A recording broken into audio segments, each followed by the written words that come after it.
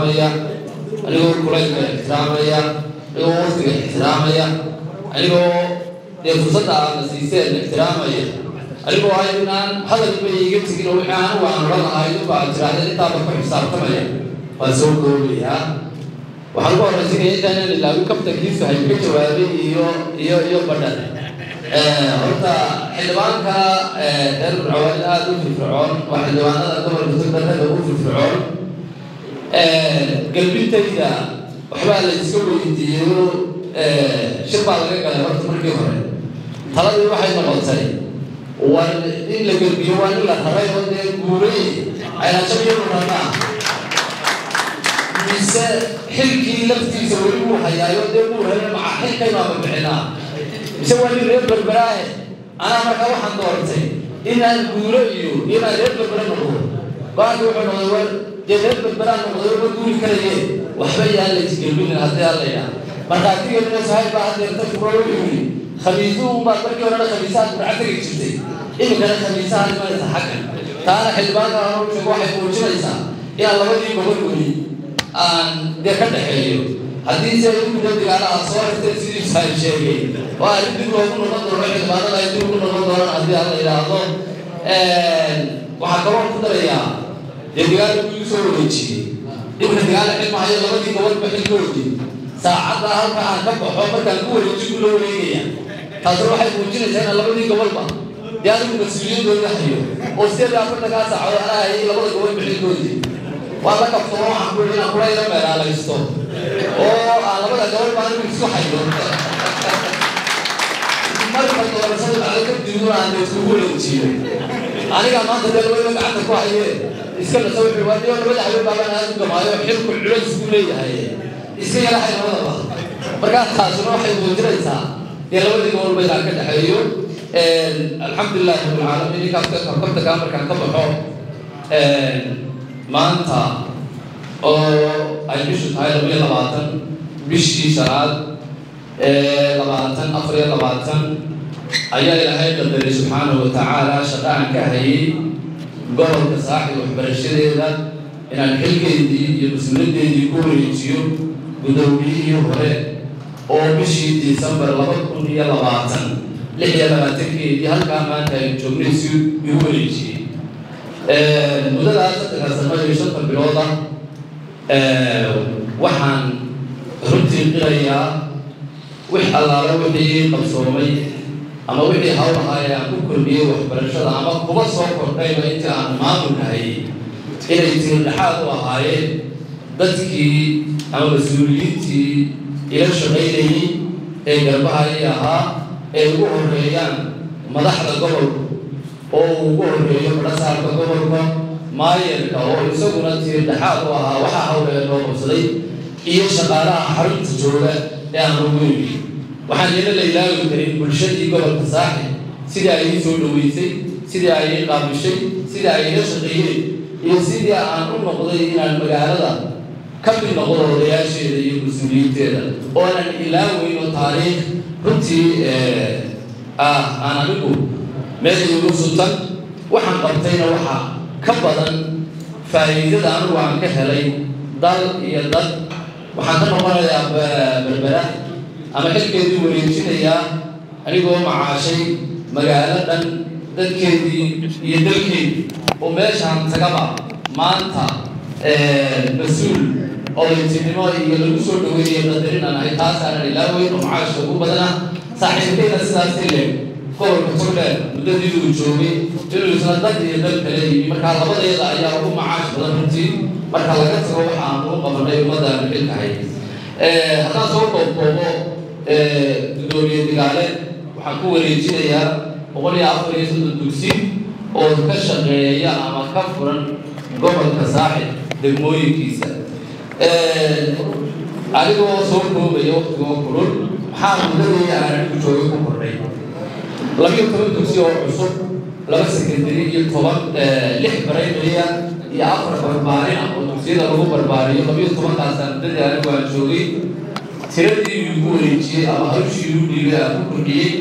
وحكروا كردي أما كردي ده sideed iyo afartan galaas oo iyana dugsiyo dhisa lagu kordhiyey waxaa kaloo aanu dayactirnay muddada 6 galaas oo ka mida dugsiyada horta xagga dhismaha ilaha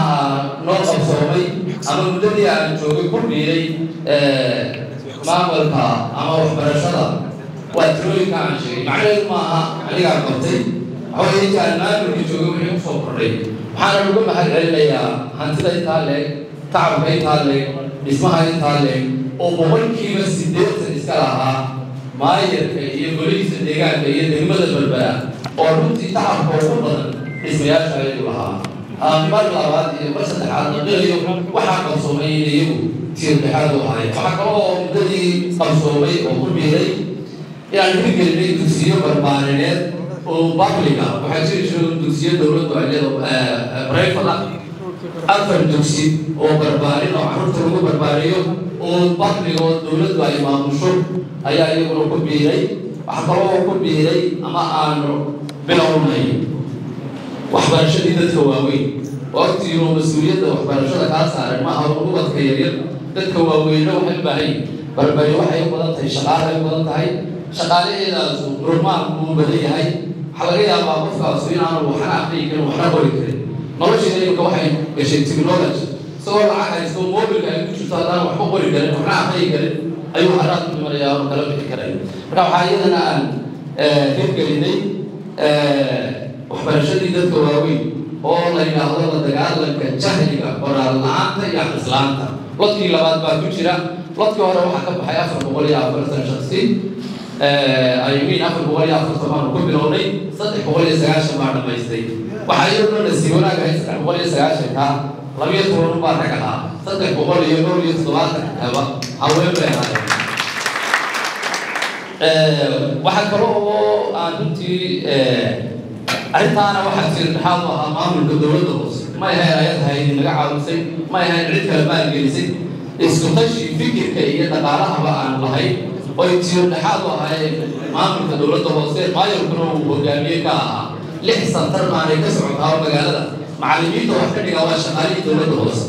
ayaa 2 saacadood oo shaqadoodii ka mid ah ay bixiyaan casharada oo dadka ka faa'iido marka mashruuc baa dhamaaday iyo mashruuc baa go'ay iyo dhaqaale loo waayay midna looga biximayo waa hal xitaa sustainability-geeda iyo joogtaynteeda meel lagu tiiriyo runtii intaa haddaan kaga baxo filinta tayada maxaa ku biiray tayada haddii aanu imaado waxaa runtii tayada oo waxa u badan marka laga hadlayo waxaana fidiyo oo dhan in la tayaysiiyo waxaa runtii aanu ka hirgeliyey dugsiyadii jiray fasalka koowaad ilaa fasalka 8aad inaan u kala saarno dugsi hoose iyo dugsi dhexe iskuulkii saambalka ahaana 2 sano imika dugsiga Siciid Daawud iyo Cumar bin Khadaab oo aanu ku bilownay waxaan u kala sheegnay midna dugsi hoose midna dugsi dhexe qorshaha iyaguna wuxuu ahaa in Berberi ku dambayso waxbarashadii asalka ahayd ee ahayd 4 hoose 4 dhexe 4 sare iyo 4 jaamacad ah oo 4 walba meel gaar tayadeeda iyo maamulkeeda lagu soo dhiso waxyaabaha laga faa'iido waxaa ka mid ah maamulihii 8 grade maamulayay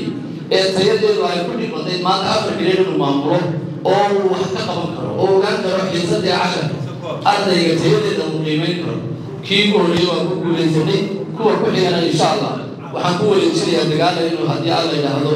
uu hirgeliyo kala qaadista waxaa kaloo iyaduna aan xoojinay kormeerkii oo isaguna tiir dhexaad u ah tayada waxbarashada qodobka kale isaguna xiisaha lahaa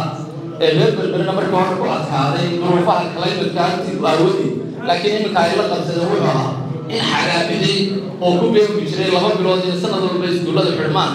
aan runtii ku guulaysanay inay wax dhigtaan waayo ardayda sanad dugsiyeedka 1200 xiisood baa ilmaha la doonayaa manhajka inuu dhameeyo daawud waa runtii fadhiya isagoo ma yaqaano 2 bilood bay fasaxaayeen bil bay fasaxaayeen imtixaan centralized ku soo diyaariyay ardayda gobolka saaxil sanad walba waxaa ka maqnaa 2 bilood oo kaltagsiga waxbarashada arrintaa reer Berbero iyaguna adkaysi badan sameeyey waxaan ku guulaysanay inay xilliga dugsiyadu xidhmaan ay la xidhmaan iyagoo ka hor xidhmi jiray maanta oo aynu joogno bishii May imtixaamadii baa lagu jiraa xilliga caadiga ay la dhamaysanayaan taasuna waxay wax ka tartay in manhajkii la dhamaystiri karo oo waqti ku filan uu helo haddaan u gudbo maamul wanaagga oo halka aan isleeyahay hawsha ugu badan baa laga qabtay waxbarashadii aasaasiga ahayd waxaan digaalo ku wareejinayaa iyadoo maanta xafiiska waxbarashadu uu ahaa hal gobol oo la yidhaahdo xafiiska waxbarashada gobolka maanta waxaan ku wareejinayaa laba xafiis oo xafiiska waxbarashada degmada oo shaqaalaha jooga xitaa ka gobolka ay ka badan yihiin oo laga maamulo waxbarashadii aasaasiga ahayd oo dhan laga maamulo taasoo runtii aan la soo koobi karin waxaa muddadii sanadka ahayd ay hayeen ay ka qabteen taankuisa dhoodho qoladii golaha deegaanka reer burco halkaa cashiro badan baa idinku jira haddii aan la yidhaahdo maayadkina kolley waa reer burco cashiro badan oo halkaa aa u baahantiin baa yaala intaa dhaaf maayo waxaa maanta dugsiyada aasaasiga ahayd boqolkiiba boqol xukuma ay hoos tagaan golaha deegaanka oo uu hogaamiye ka yahay maayadka degmadu waxaanan halkan uga qilayaa oo hortiina aan ka sheegayaa si ay idinkuna u ogaataan qofkiina qiimaha leh ee lexejaalada idinka leh arrintaa waxaa dagaalkeeda hirgelinteeda hormuud noogu ahaa maayarka degmada ayaa hormuud noogu ahaa tacab geliyey hawl badan geliyey dadaal badan geliyey maantana ay runtii boqolkiiba 90 gacantiisa ku jirto waxaa aan markaa digaale ku wareejinayaa xafiis degmo oo gudoomiyihiisii degmada leh oo laamihii waaxidii heer gobol ee waxbarashada leh oo heer degmaa kii kormeerka leh kii qorshaynta leh kii tayada leh kii maamulka leh halkaas waxay keentay in xafiiskii gobolka ee culayska badan saarnaa maanta uu fakarayo secondary-ga maanta uu fakarayo siyaasadii waxbarashada maanta uu fakarayo horumarkii waxbarashada oo uu gaargalaynayo waxbarashadii degmada ku ilaalinayo golihii deegaanka siyaasadii qaranku uu jeexay laakiin hawsha culaysiya waxaa duulka u dhintay oo gacanta ku haya golihii deegaanka dalkana markii la qiimeeyey lagu majiirinayo barbarisada hawsha ay u fulisay waxaa kale oo aan ku soo biiray intii 3 gaari hardcover iyo 2 gaari oo iyaguna basasa mid degmadu leedahay iyo mid gobolku leeyahay runtii lama soo koobi karo anoo idinkeedii tirgelinaya iyo kuleelka jira buug bay ku jirtaa wixii runtii qabsoomay waxaan kaga baxayaa mahadnaq baan kaga baxaya waxaan u mahad celinayaa waxa aan runtii muddada joogay qabsoomay iyo wixii qorshaysan oo aan iyagana ku dari doono oo aan kaga tegay digaale waxa hormuud ka ahaa waxaa tir dhexaad u ahaa anoo kala saaray bulshada gobolka saaxiibba labada degmo ee degmada shiikh maamulkeeda hadday noqoto maamulka degmada hadday noqoto maamulka waxbarashada degmada berbera hadday noqoto golaha deegaanka hadday noqoto shaqaalaha waxaa iyaduna xusayay wada shaqayntii aan dowladda hoose wada shaqaynayay iyo saanu isu dhex galnay dadku aanu inta badan kala garanayn wakii waxbarashada isagoo shaqaalin dowladda hoose taas waxay sida la isugu xidhmay ee la isu dhex galay labadii runtii shaqaale waxaa kaloo iyagana u mahad celinaya guddiyo isxilqaamay oo dugsiyada sare ee gobolka iyo dugsiyada hoose lagala shaqayn jiray oo ay ugu horeeyaan guddida waxbarashada ee degmada berbera guddida waxbarashada ee degmada shiikh guddiyada dugsiyada oo ilaawi karin waxaan ka xusayaa iyagana 3 guddi oo 3 dugsi sare gacanta ku haya oo xitaa dhaqaalaha macalinka ku baxaa iyagu qaybka ah waxaa ugu horeeyay guddidii dugsiga sare laasada cawo oo runtii xaalad adag gaadhay waxaa maanta gacanta ku haya guddida waxbarashada ee halkay ka matalayay iyo maayarka degmada oo runtii iyaguna nagaga filaaday waxaa kaloo u mahad celinayaa guddiga waxbarashada ee laasliibe oo uu ka jooga xildhibaan badhan oo mushaharka shaqaalaha secondary ku baxa iyagu contribute gareeya inta yar dowladdu siiso mooye inta ka dhiman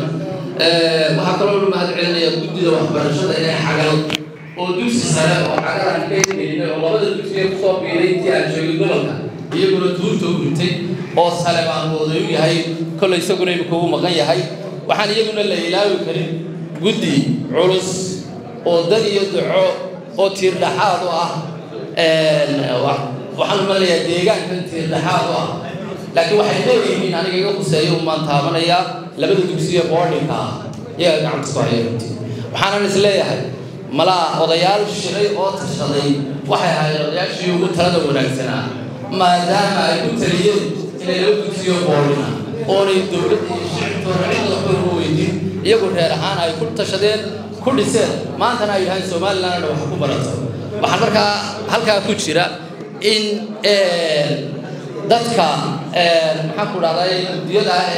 shiraya